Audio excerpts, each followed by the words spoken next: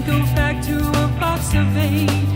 Now there's 64 colors of every shade. And the only things that I'll regret are all the things I've not colored yet. Not colored yet. I've not colored it yet. Now I don't want to color inside the lines. I'll color the pictures that I design. Oh, I'll break out of this black and white world for sure. Now I've got 64 crayons and there's so much more with 64.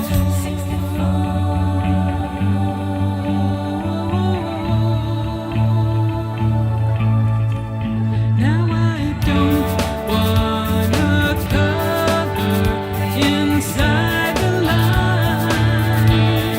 I've got 64 crayons and the choice is mine, 'cause there's so much more.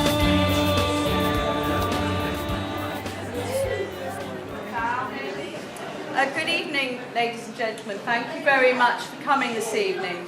Can everybody hear me? 43 years ago, a 7-year-old boy's mother remarried, and his stepfather came to live with him. Within months, this man was torturing him and his brother. At 14, the stepfather started plying him with alcohol. He left school and found a job and a family, had married and had children, perhaps to create his own family. He was successful in the workplace. He was a joyous, happy person on a bottle of vodka every day. At some point, a childhood like that crashes. He had a breakdown and spent time in Stonebow. When he got out of Stonebow and realised that he needed to get dry because he'd been at home but not out of his house for 9 years, he decided to get help. A year ago, he found Mind, and he took up a pencil for the first time in 33 years. His pictures are exquisite. Next month, the next edition of Broadsheet magazine will feature his art alongside those of professional artists. 16 years ago, a 16-year-old girl was chucked out of her home, and she grew up at Ship. Last week, she heard that she had gained a place in September at the Hereford Arts College to do a bachelor's in contemporary craft, and she had used the art that she had done here at Mind as her portfolio. The art sessions that happen at Mind matter. They can create life-changing opportunities. For some people, it is a reason just to get out of bed each day. For others, it can be an important part of their recovery. But for some, it can make a real difference to the rest of their lives. My name's Kate Seekings. I'm one of the committee members of 31 Broad Street. My other committee members are here today, Les Watson, Jane Adams and Ewan McPherson. We are proud to collaborate with Mind on this project. We are proud to celebrate the creativity of artists, to engage with new audiences and to get new people into this building. Already, some members of our community have visited this exhibition, having never stepped foot in this building before. One of the visions of the 31 Broad Street Group is to see new energy and ideas growing out of working together with various services in this building. The library service, the museum, and the newest group here, Wish. Putting this exhibition together has been a collaboration and a team effort, and although I feel uncomfortable identifying individuals in this process, I must mention 3 individuals. Ben Moole, who I don't think is here today, from the museum service, whose assistance with this installing this exhibition meant at times that he actually was one of the exhibits in the glass case. Anne-Marie Dossett, who's the librarian here, who has given us constant encouragement and support, and John Backhouse, manager of this library and the building as a whole. I think it's fair to say that without John, this exhibition would not even have got off the ground. Thank you. From Mind, Rosie, you have been an excellent teacher, supporter, and social media advisor. We wish you every good luck in your new life in London. Liz, I'm looking around trying to find people. Liz, your artistic guidance gets students through each week, and without your connections at the Outsiders Gallery in London, this exhibition would never have been born. But Val Cumley, education manager of the Well-Skilled programme since inception 5 years ago. Without you, none of this would have happened. I'm trying to find you. Whatever happens in your next step of your own life journey, we hope that you take with you all the pride of the celebration and exhibition that you deserve. I'd like to just take this moment and actually give some people some flowers. So these are for John and Anne-Marie. Oh, thank you so much.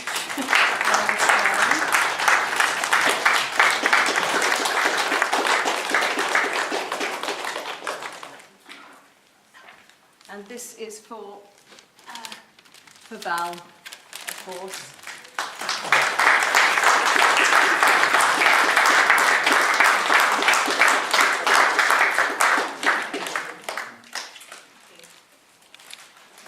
I've referred to the Mind staff as venturing onto new life journeys. This is because the Well-Skilled programme is coming to an end in September. It was funded by the big lottery, and no replacement funding has been forthcoming. It would appear that rather than this being the first of a series of exhibitions to showcase the art created here at Mind, that this will be its swansong. Which is a shame, because mental health issues are not going to go away.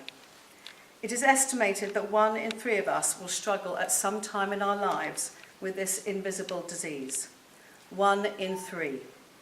That might be your brother, your son, your daughter, your mother, your father. Mental illness respects no distinctions in age, gender, class, or race. Many of those associated with education can see the epidemic of mental health issues imploding amongst our teenagers. If we as adults are unable to tackle the issues of mental health head-on, without stigma, without judgment, and without shame, and without properly supported and funded initiative, then God help our youth. There are some amongst us who remain unsure of the worth of a regular art programme as a tool to assist those struggling with mental health, fearing that it might create just another form of dependence rather than recovery. I wonder if that same doubt would be there if that dependence were on a medicine for a physically ailing person. Would the medicine not be viewed as a miracle intervention to enable that patient to live something of a normal life, rather than merely a subject of dependence? It's that invisibility thing again that comes down to mental health. Can I ask all the artists here who feel comfortable to put their hands up for a moment? I know you're all very shy. I thank the people at Mind and the library and the museum who've helped us with this exhibition. But ultimately, we, the artists, have done this ourselves. We have fought our inner traumas to get ourselves to our weekly art sessions. We have created this art. We have negotiated with the managers of this building. We have installed 365 pieces of art. We have publicised it, and we've invited you here tonight. If this is what dependence looks like, then let's celebrate it. So please, celebrate us with our creativity. As you leave, please put your comments in the visitor's book. Words or drawings, looking at it over the coming months, will give us enormous pleasure. When you came in, you were given 3 copies of our brochure. 1 for you to keep and 2 to keep away. We hope that you will encourage others to visit the exhibition. Try to give one to someone who's never been into this building before. By giving you 3 copies, the chances are that one will end up in the hands of someone with mental health issues. And perhaps this will help them on their journey. Stephen Fry, the president of Mind, and now publicly acknowledged manic depressive, regrets that he's unable to be with us tonight, but he wrote us these words: that our exhibition here improves the landscape immeasurably, showing the connection between the problems of mental health and the achievements in the arts, using art as a communication tool, a therapeutic tool, a mediator, and a kind of stage on which to dramatise the struggles of our minds. Thank you for coming to celebrate it with us.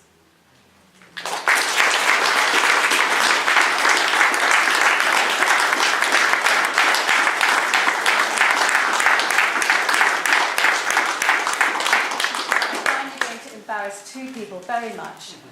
Kathy, would you come down here, please? Kathy has done all of the data capturing for this exhibition, painfully, uncomplainingly, and it's made all the difference.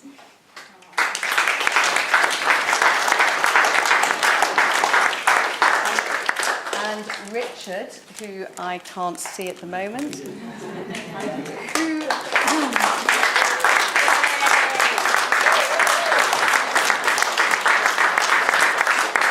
who has put up almost every single one of the 280 3D images. I think we also just say a big thank you to Kate, because I mean, this has been a massive opportunity for the library service and the museum service and for Wish, for the council all told. And I think none of us really realised what any of this was actually going to be like. I think originally I thought it'd be a couple of pictures on the wall, and that'd be about it. I never foretold that a full-on exhibition throughout the entire building, receiving emails from Kate where she's falling on the stairs at 3 in the morning, trying to get stuff done in time. So I think if we could just all, big round of applause to Kate. Thank you ever so much.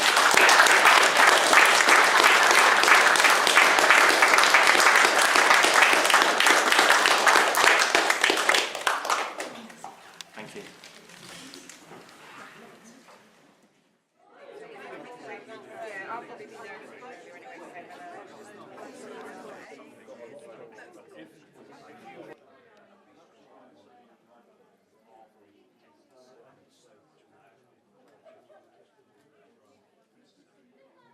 Again, until that starts in, that starts.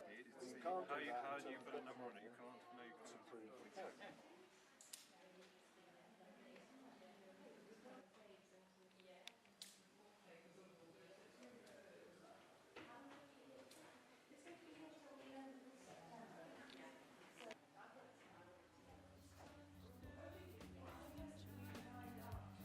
Is stronger, wiser, not as mild. My grass is blue, my sky is green. I question all the things I have seen. I've seen all the things that I've seen. Can't go back to a box of 8. Now there's 64 colors of every shade, and the only things that I'll regret are all the things I've not colored yet, not colored yet. I've not colored yet. Now I don't wanna color inside the line.